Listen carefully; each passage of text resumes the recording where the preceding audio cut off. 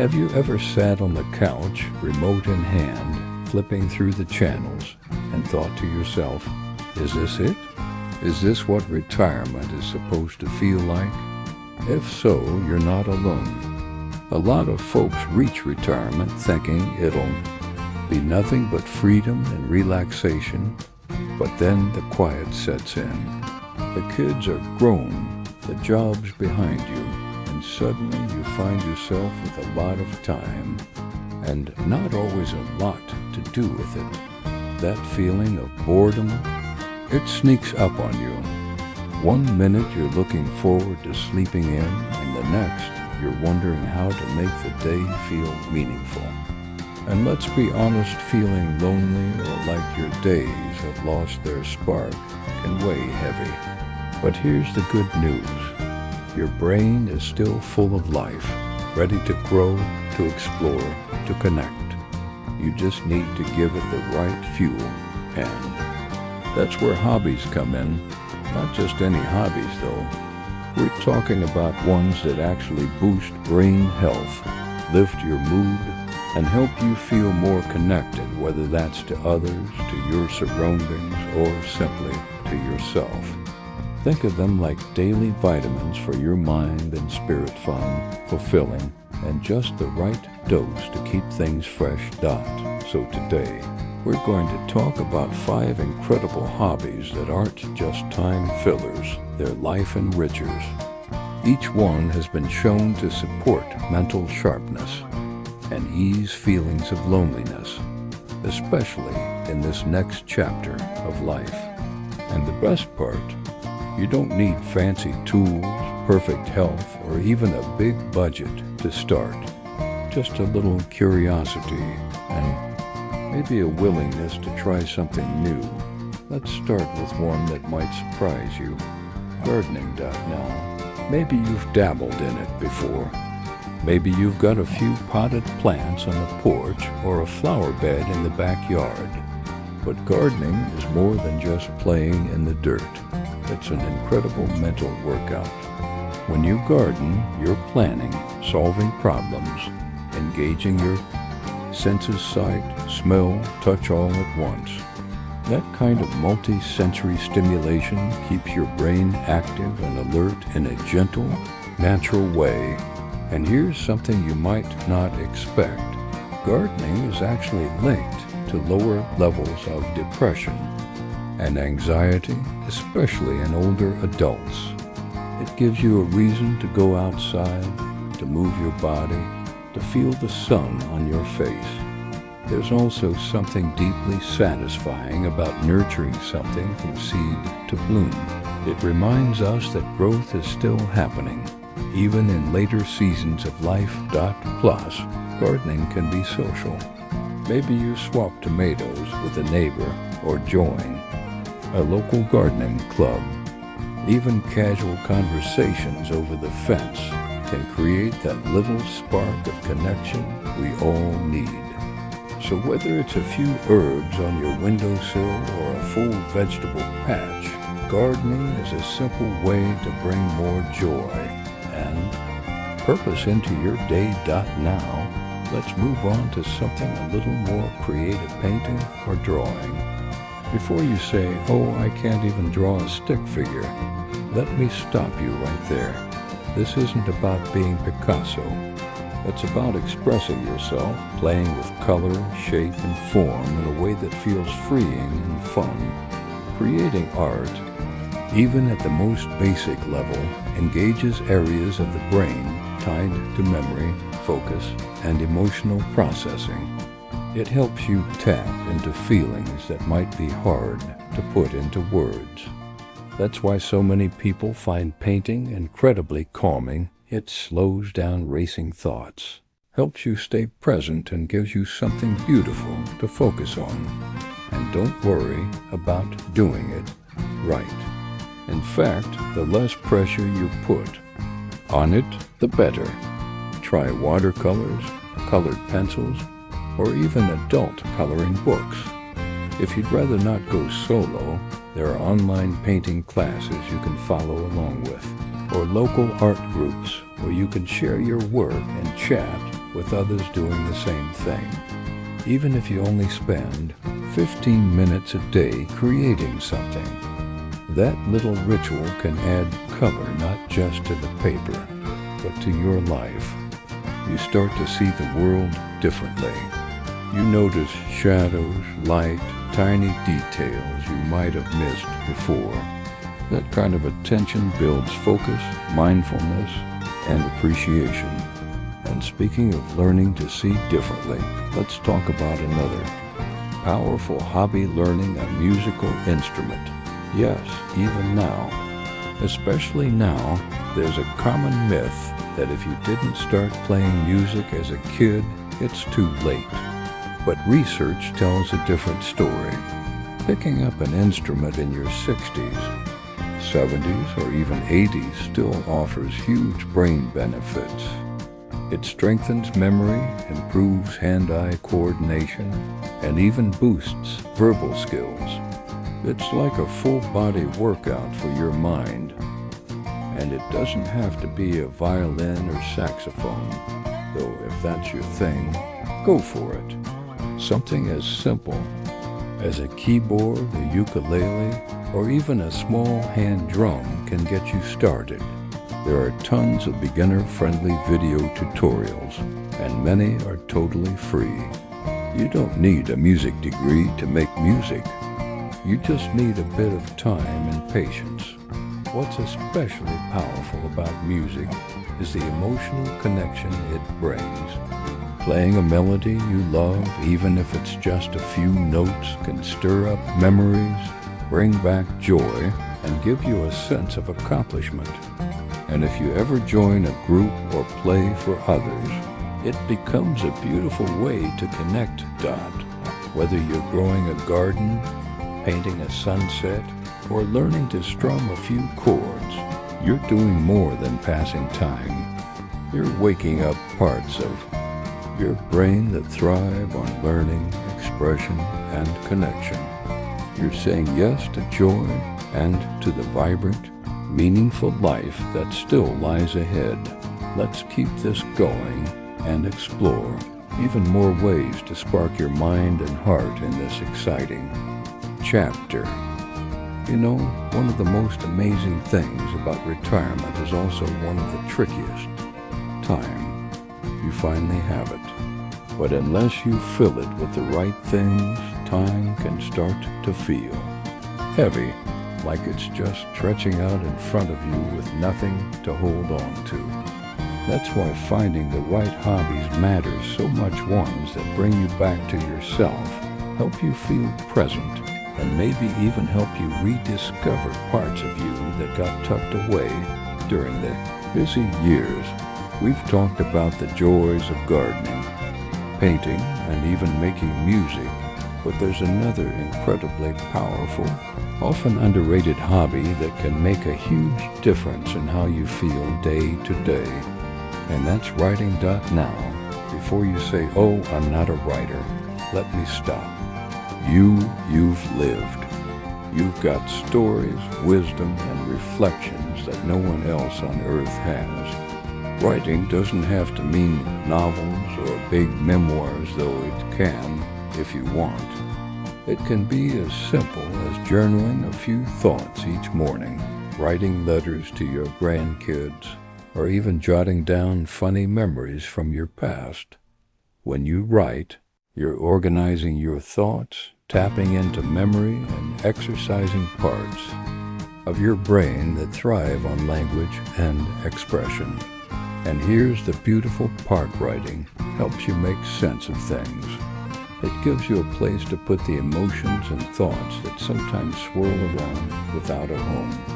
Try this. Sit down for 5 minutes and write about a moment from your childhood, or write a letter to someone who made a difference in your life, even if you never send it. The act of writing itself is the therapy. It's grounding. It's clarifying. And when you look back at what you've written, you often find patterns, strength, and stories worth holding on to. Some folks even join writing circles online or in person, where they can share their stories and hear others. That kind of connection, it's pure gold. You learn, you laugh, and you start to realize just how much you've got to offer.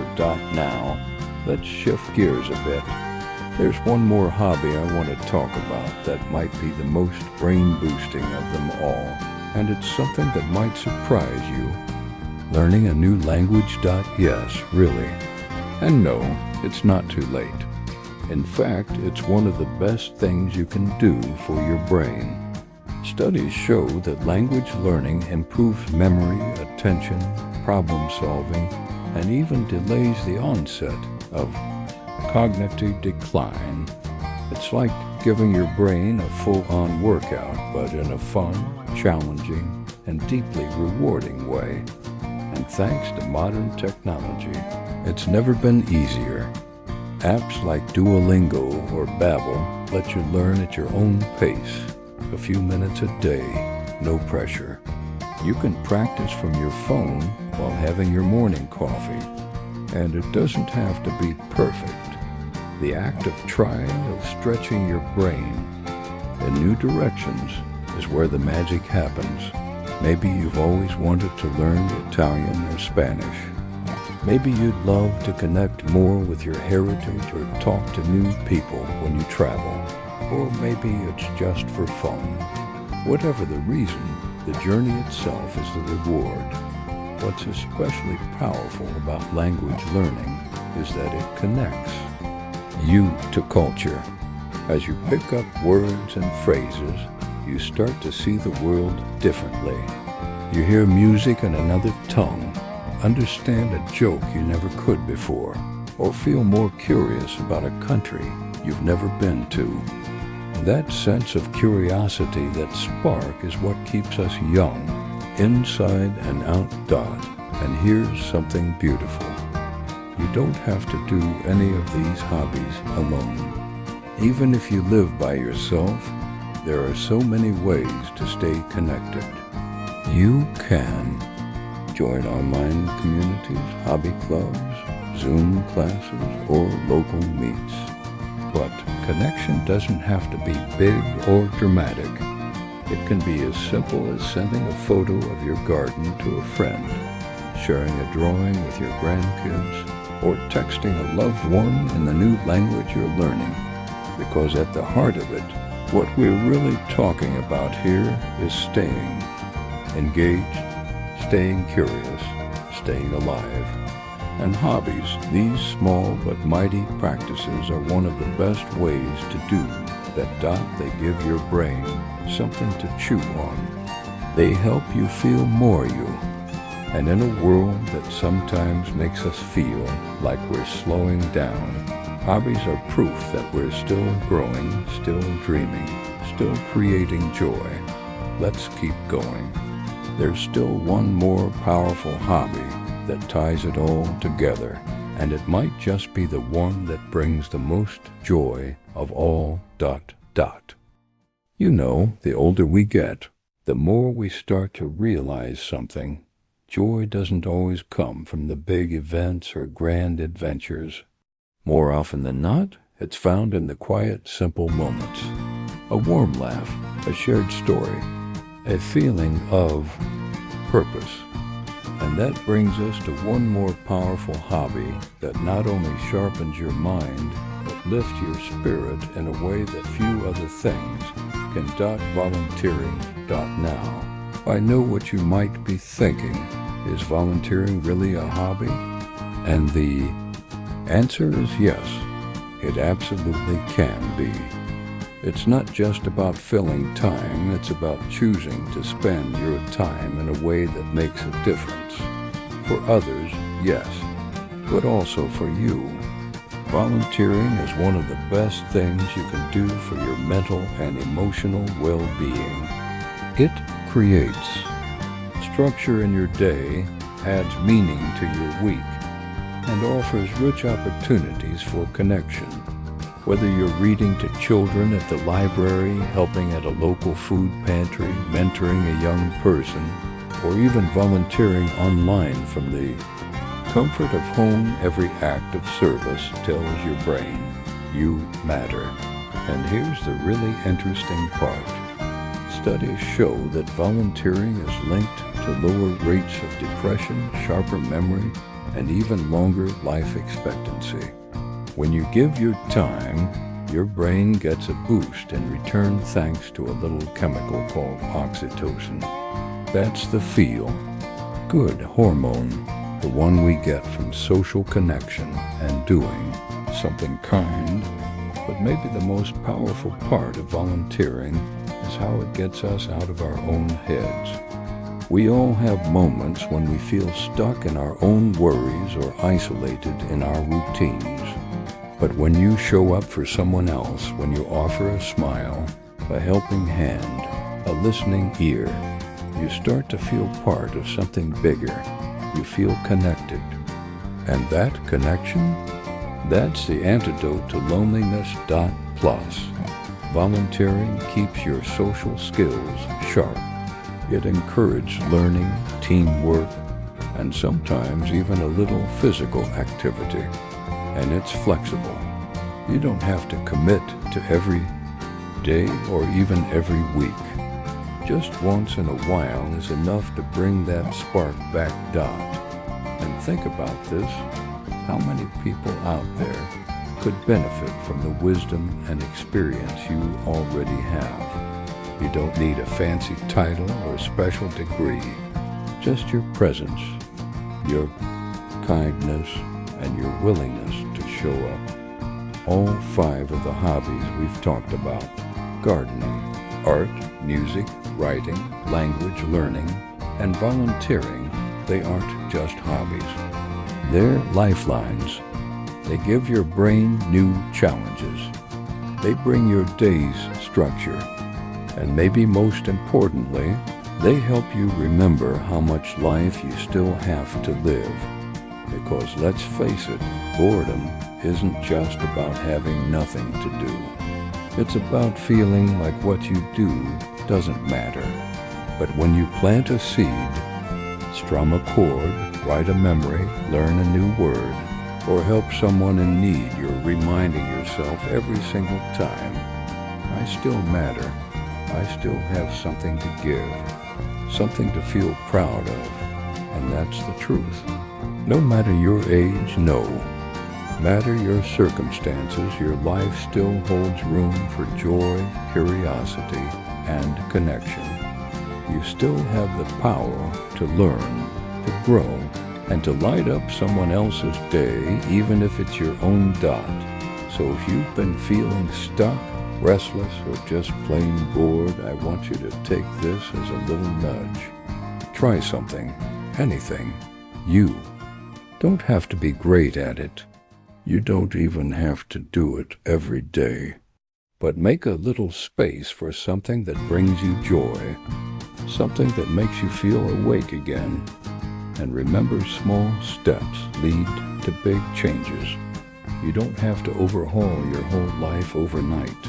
Just start with one thing, one flower, one song, one sentence, one kind act. I'd love to hear from you too. What hobby has brought you the most joy in your life? Or what's something new you're curious to try? Drop a comment below and let's share some inspiration with each other. You might just encourage someone else to take that first step. And if you found this video helpful or uplifting, go ahead and give it a thumbs up. It helps more than you know. Be sure to subscribe for more videos like this, because there's so much more we can explore together about living fully, aging joyfully, and finding purpose in every season of life. Here's to finding your spark again, to waking up with something to look forward to knowing that retirement isn't the end of the story, it's the start of an incredible new chapter. You've got this, and I'll be right here cheering you on.